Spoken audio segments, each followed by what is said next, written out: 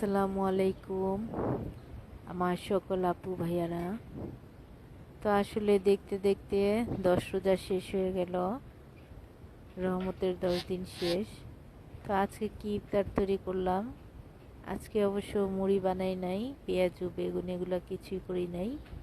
আজকে একটু ভিন্ন রকম ইফতার তৈরি করলাম।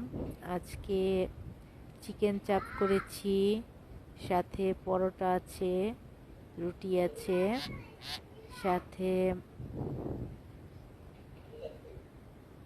সবজি ভাজি করেছি, চা করেছি।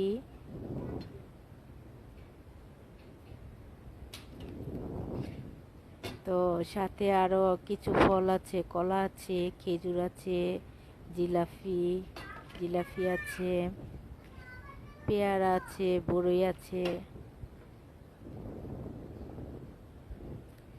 দেখেন পরোটাগুলো কত সুন্দর হয়েছে, খাস্তাভাবে কত খাস্তা হয়েছে, সুন্দর হয়েছে পরোটাগুলো। তো চিকেন চাপ পরোটা, আজকে অবশ্য একটু ভিন্নই নাস্তাটা তৈরি করলাম।